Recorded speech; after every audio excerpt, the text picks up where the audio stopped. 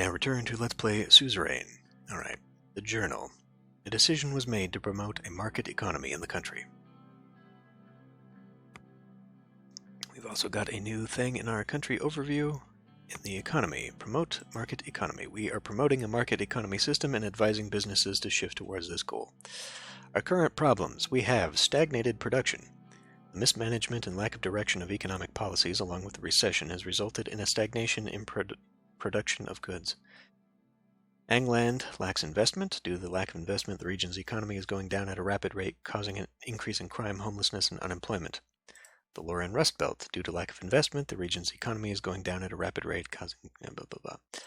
Bergia plummeting due to lack of investment. Decreased trade volume. The previous government led unsuccessful attempts to solidify trade, which combined with the recession caused a decrease in trade volume.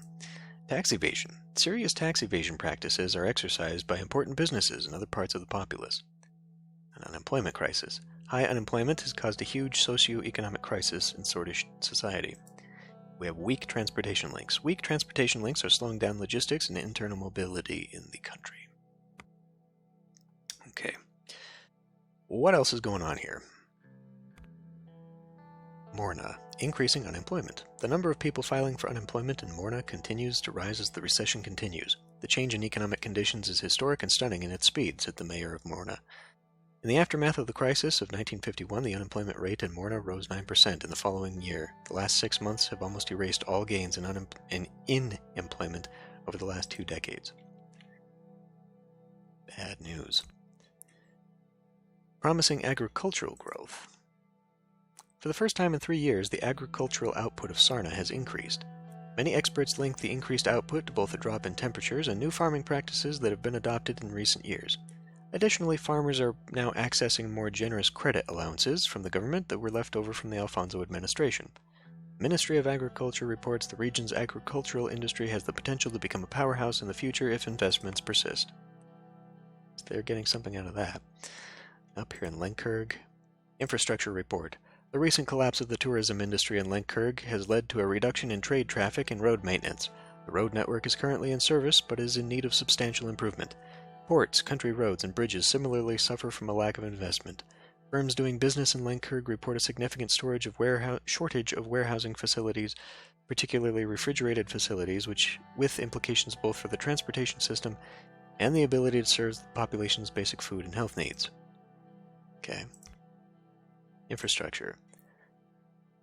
The recession led to a reduction in rail assets, with more than a fifth of the railway network, itself antiquated, being mothballed in the recent years. While the main lines on the railway network are currently in service, increasing demand in goods from Gelsord to the capital is pushing the network to its limits. The rail signaling system in the region dates from the middle of the last century and is also in need of improvement.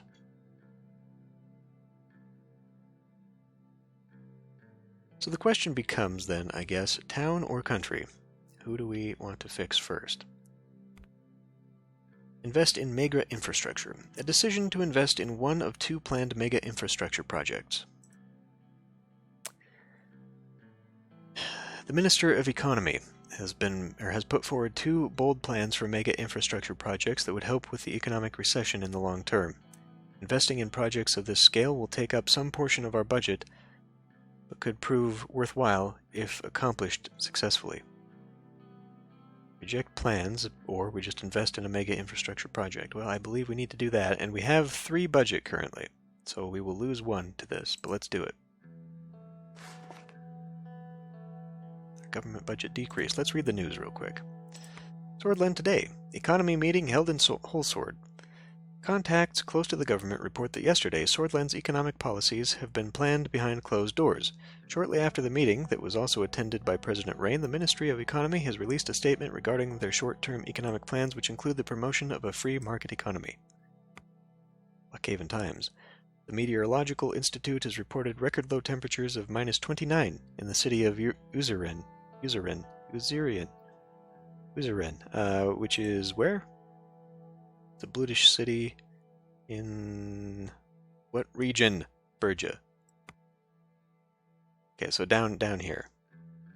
A warning for frostbite has been issued in the cities of southern Bergia. People are advised not to go out unless they must due to risk of frostbite. Schools are closed for this period. Radical. Nationalist violence. A man in his 20s has been beaten with baseball bats in a paramilitary-style attack on Arvery. The man claims to have been attacked because of his ethnic background as an Agno-Sordish citizen.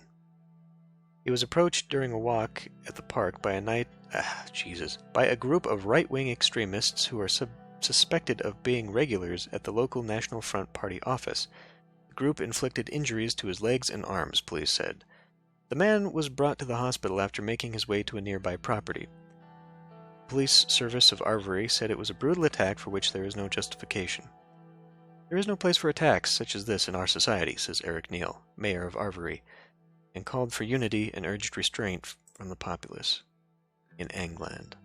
Arvery, right up here, the big city of Angland. Agenland, fuck. Okay. Economists. Armadine Industries pioneering electronics. A new prototype for the first pocket radio was displayed by the Arcasian electronics company Armadine Industries in Ventry City. After 6 years of research, the engineers behind the pocket transistor radio have revealed that the material science questions regarding the composites have been solved. The company is now filing the patents for the product. The CEO of Armadine, Aaron Bridges, is predicting an IPO at VCSE in the upcoming years. In a bid to raise further investment, Mr. Bridges has called for all venture capitalists to believe in the future of science and technology in the marketplace to invest in the company.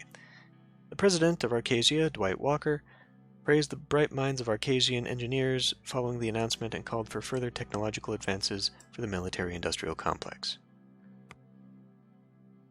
Okay.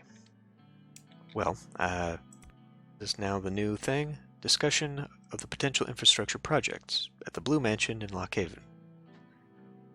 Okay, let's deal with that. The view towards the Marquian Sea from Lock Haven was nothing short of exquisite. The seaside state residence, fittingly named the Blue Mansion, was large, fine, and accommodating. But enjoying the luxurious mansion wasn't the main reason for our visit. We gathered the economic team here to discuss the new infrastructure investment project. Half an hour had already passed since the start of the meeting. Unfortunately, I did not even have the chance to have my usual afternoon coffee. Looking at the view from the windows, I let my mind drift for a couple of seconds. Simon's voice brought me back to the ongoing discussion. Mr. President, we need to focus on boosting the economy as quickly as possible. One of the fastest ways to achieve this is through infrastructure projects. Well, what can we focus on? On the one hand, businessmen are complaining about the slow logistical rail network between Holsword and Lock Haven. Lilius started talking as soon as Simon took a breath. On the other hand, citizens are criticizing the lack of a proper highway connection between Lock Haven and Arvery. The narrow roads by the seaside are not only dangerous, but also difficult to traverse.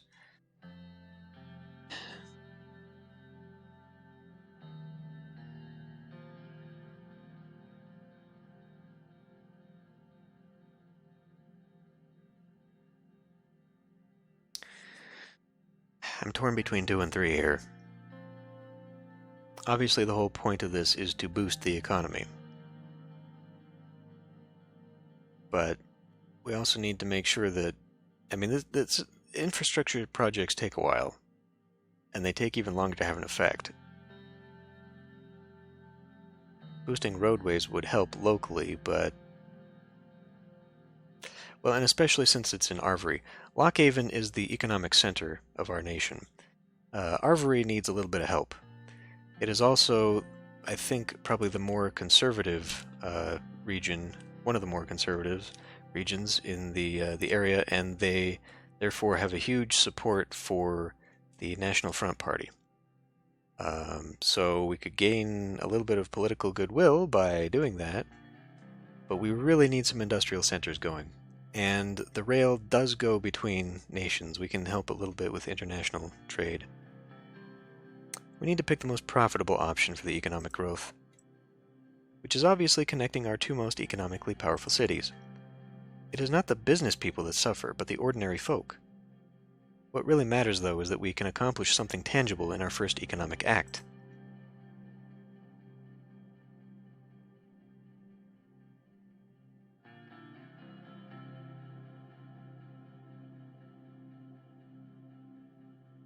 This is a very political answer.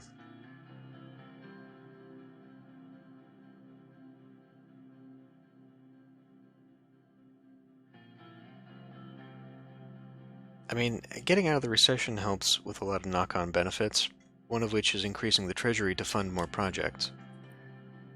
I think we should focus on improving the economy and bringing it out of the recession.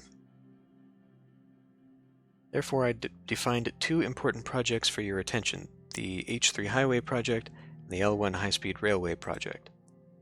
Mr. Hole repositioned himself on the chair to take a more comfortable posture. The Ministry can only support one project at a time with the current capacity and budget. Let's move on to the details of each. So, which one do you want to hear about first? Give me the highway project. The H3 project aims to improve the abysmal state of the road network in Agenland region bordering Agnolia.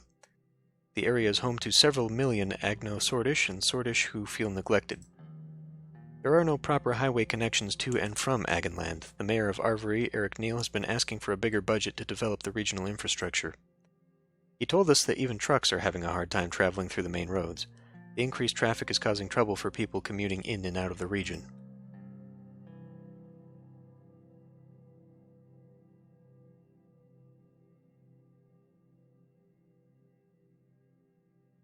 Could hurt the local businesses how, though? While I sympathize, it's really not a priority.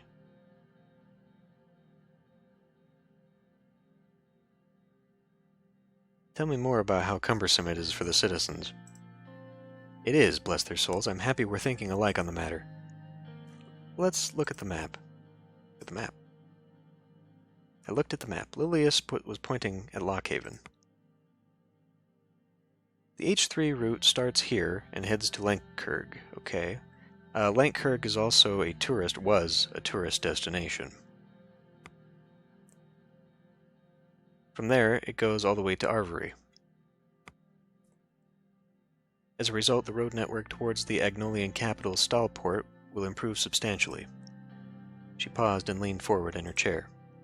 I saw the central government continuously neglect the Agno-Sordish dominated regions when I was mayor.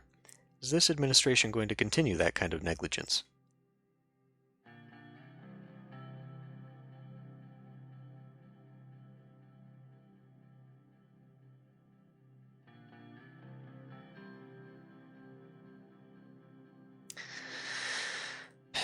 Our main port, though, isn't up there in Agnolia. We need to think about where this is going to do the most good. I'm personally more inclined towards rail and public transportation. I mean, here's the thing, though. Is it more important to shore up the outer walls that are crumbling, or to focus on solidifying the core that is powering everything?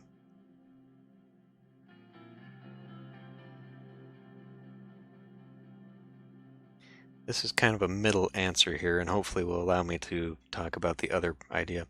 We should make Agno-Sordish citizens be respected as swords like all of us. I'm all for Sordish citizens without separation or preference, therefore we should think about the country overall. It has to be pointed out that the highway would be less beneficial in the near term. Yeah, see, that's what I'm saying. I have to disagree. It will increase the speed of transportation throughout the region. Our citizens will be quite pleased if we successfully accomplish this. Besides, if we enter trade talks with Agnolia, they would see the investment as a positive sign. I want to hear the other project. This is very interesting, but could you tell me about the railway project? Thing is, though, Agnolia is not landlocked. In fact, it says in the codex that it is the major cities are all on the waterfront. It all has sea access. So it's not like road access into Agnolia is necessarily the only way it's ever going to survive. Your predecessor Alfonso has failed to deliver on this campaign promise, but now we have the opportunity to start the construction of the groundbreaking railway project. As you know, our current trains cannot meet the standards of today. As many other countries adopt this new electric engine technology to power up their trains, we fall one step behind. News about the new electric trains in United Kontana has piqued the business interest. They too want to transport resources and material from Holsord to Lockhaven with great speed and efficiency. And people do complain about investments, but just not in those two regions. We must obtain the high-quality technology of superpowers, though. I do agree with this. We must become part of the internationally competitive arena on the technological developments. Our plan is to upgrade the old L1 line from Holsord to Lockhaven. It will transform to a high-speed rail. Looked at the map. Gus was pointing at Holsord while Simon was looking attentively. The planned construction starts right here at the capital. It will go to Anrika first. Okay. And then connect to Gelsord. After which it will reach Lockhaven, our economic powerhouse. The L1 will significantly boost the economy on the newly linked cities and even the rural areas in between. Lockhaven is our primary port, so the goods unloaded there will be transported to Holsord much faster. We should link the rural areas in the middle with the major cities.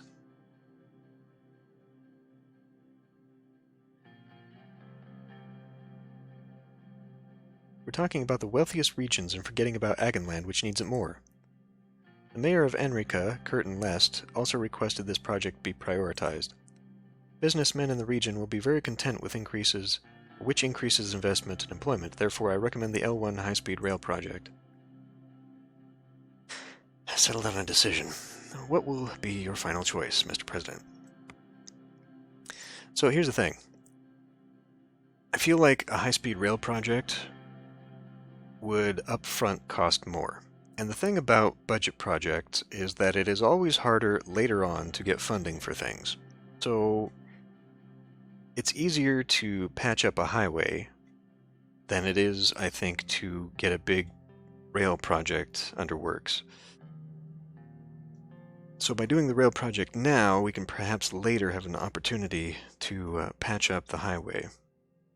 While I do want to focus on improving Agenland and relations with our friends over there, right now we kind of need...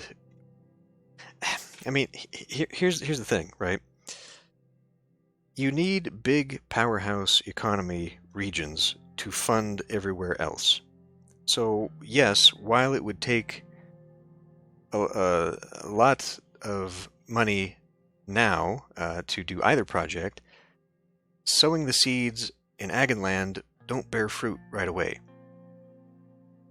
It sets the stage for it, but we need to basically use the tax base to fund the beggar states, is how this works. That's my rationale for this. So we're going to focus on the high-speed rail. Again, because I'm also more in favor of things like public transport. Anyhow, but the right choice, Mr. President. The negotiations will begin in the middle of the year.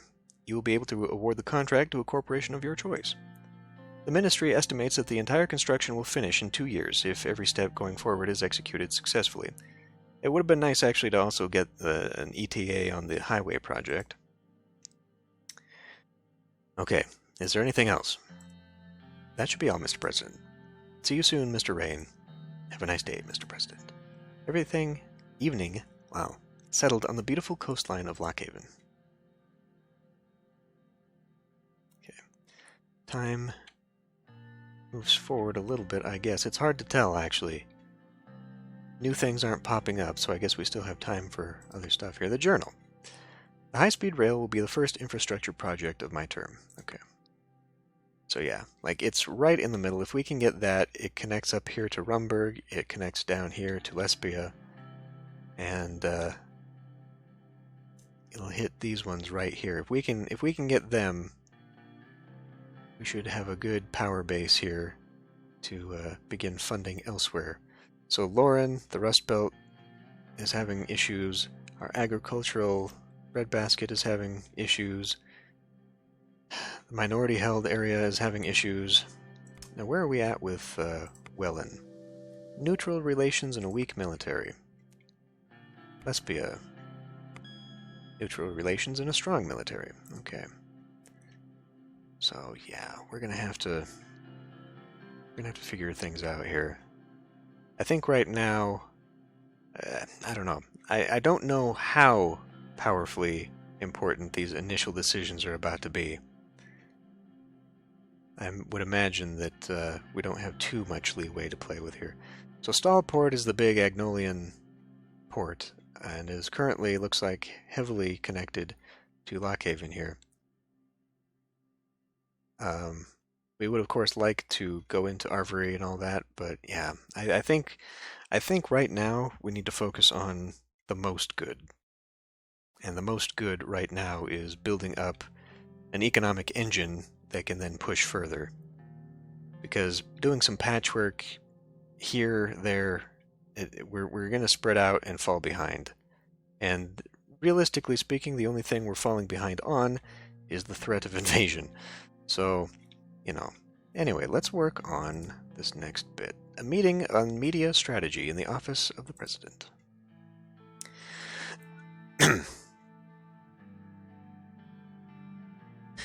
Lucian and Peter arrived at my office to talk about recent developments in media strategy. They both took their seats across from me. Lucian put on his reading glasses and quickly went over some documents. Peter turned to Lucian and nodded. Let's begin. First of all, Lucian, you mentioned that Marcel Caronte contacted you. The Carontes had always been known as one of the richest and most influential families in Sordland. Marcel Caronte was no exception. This is the newsman. He was oldest son of Conrath Caronte, the industrialist and media mogul who founded HOS, the Heart of Sordland conglomerate, a multi-industry corporation worth tens of billions. Richest man in the entirety of Sordland. Lucian turned to me. He's offered to meet with you, Mr. President. What does he want? After the passing of his father, may he rest in peace, Marcel aims to become the next CEO of the HOS conglomerate. He mentioned a productive collaboration.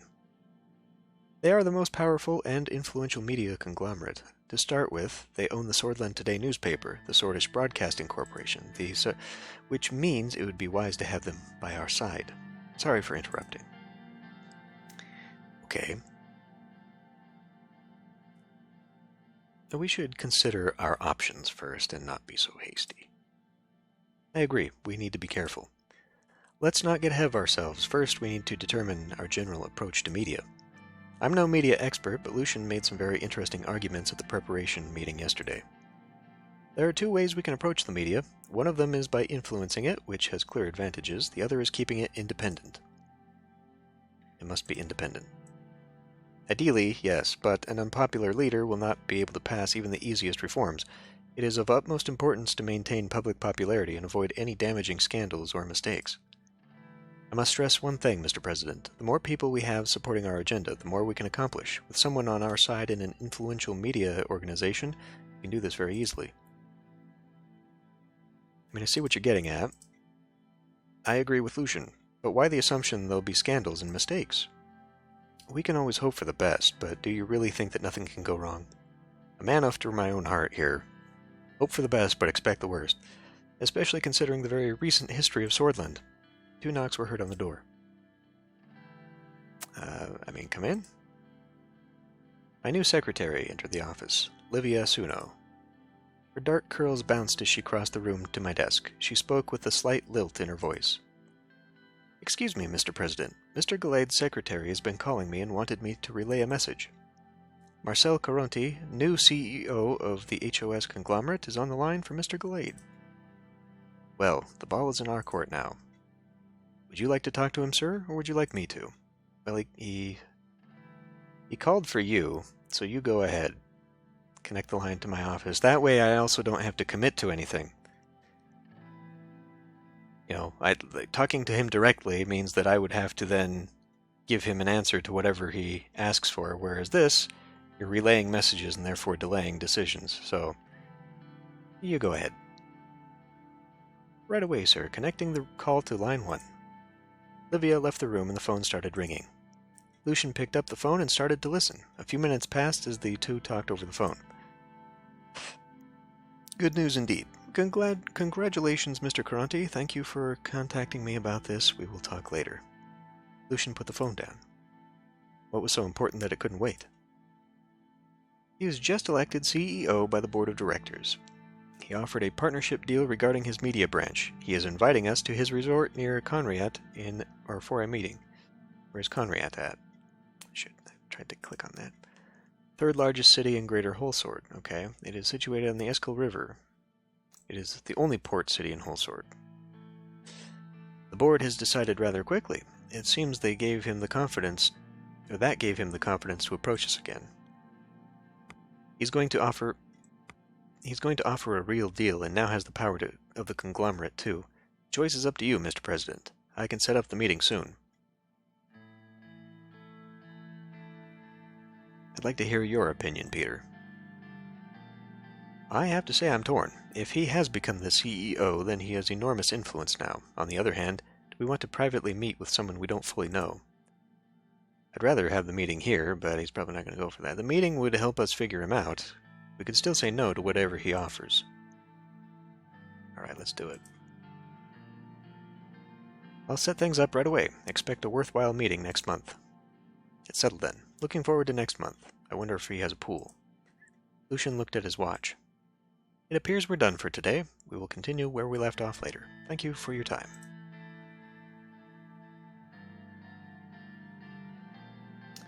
Good work with Marcel. Keep it up.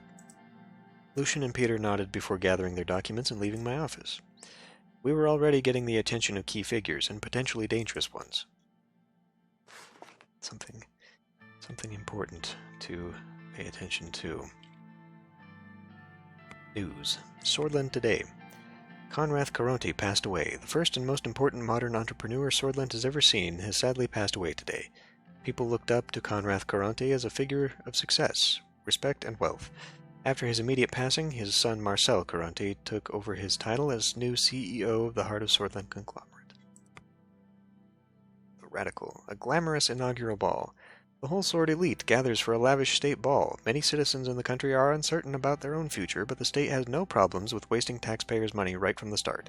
We demand that these traditions of wasteful nature will become a thing of the past once the president settles in. The team here at the Radical will keep fighting for a better, more equal tomorrow for all. Geopolitico. Sordland's regional trade. As the Rayne administration starts its first term, there's a question in all of our heads. What will be the regional international trade policy?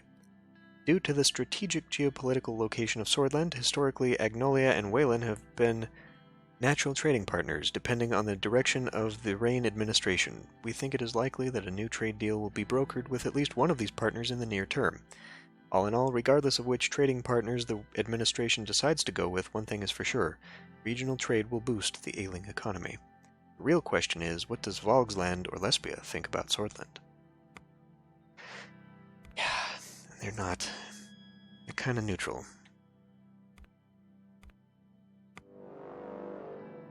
I definitely think that we want Volksland on our side at some point, and having a nice little control of the Marquian Sea here would probably be a fantastic thing for us, so I'd really like that. Okay. Alright, well, I don't know. I guess I can go with longer episodes for this game, otherwise it's going to take forever. What is this? Codex. Okay, but what's the new thing that it was just giving me? Home. Business. Conrath Caronte. Conrath Caronte is CEO and major shareholder of the HOS conglomerate, the man who created the famous Caronte brand through his highly successful business ventures and motivational quotes that inspired generations of entrepreneurs. He always promoted a victory no matter the cost approach to making a business a success, which also drew criticism from those who parted ways with him on his ventures. The rise of the Heart of Sordland conglomerate is entirely on the shoulders of Conrath Caronte, who acquired small companies in critical industries where Sordland was lagging behind. His competition and performance-oriented attitude allowed him to disrupt these industries and dominate them. He has 5 children whom he is said to have raised without excess wealth and privilege. Conrath Caronte passed away at the Emerald Hospital. Corporations. The HOS. So the Heart of Sordland is a multi-industry corporation, blah, blah, blah, all industries. They are involved in nearly all industries, but only have a monopoly in the media industry through the ownership of Sordland Today and the Sordis Broadcasting Corporation. It was founded by Conrath. The Sordish citizens employed by HOS enjoy many benefits, such as huge salary bonuses, free private healthcare, and free housing. In the last decade, a leadership question has engulfed the organization, which slowed down its revenue, but it still remains a behemoth that can influence the economy as well as perception of society on certain issues. Yeah. Right. Let's see what is here. Campaign finance bill. Sign or veto. First of all, let's read the report. This doesn't commit us to an event. The Party Committee report. The Reform Committee reports that any potential change to the Constitution in the direction of the Reformists will likely result in strong opposition from the National Front Party. Members of the Assembly in support of such direction seem to be in great numbers and possibly make up a majority of the National Assembly, while most members of the United Sordland Party seem reluctant to support such changes. So I'm already fighting my own party. Campaign Finance Bill. Sign or veto the Electoral Campaign Finance Bill that was approved by the Grand National Assembly.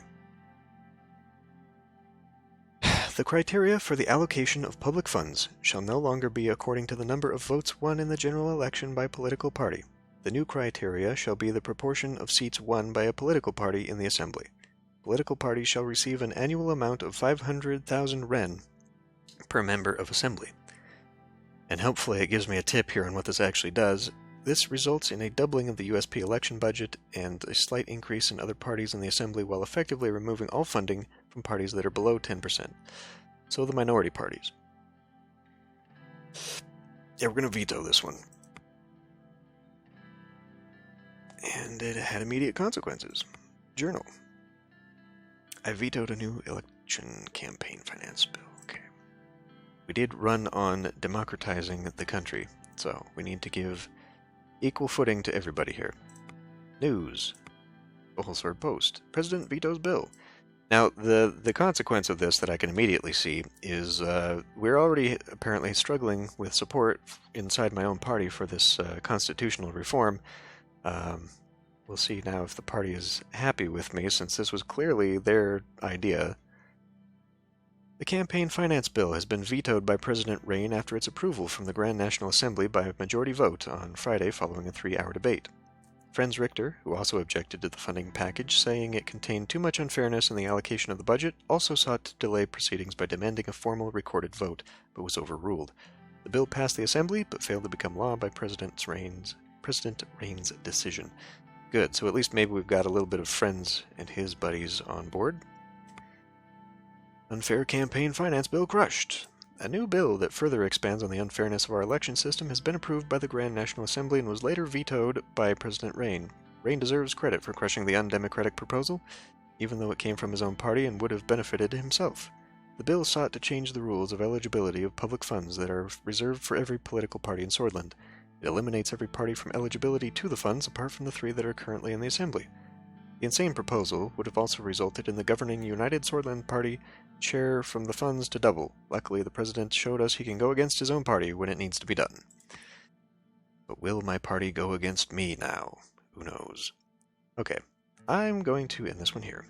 We will continue stumbling through politics next time.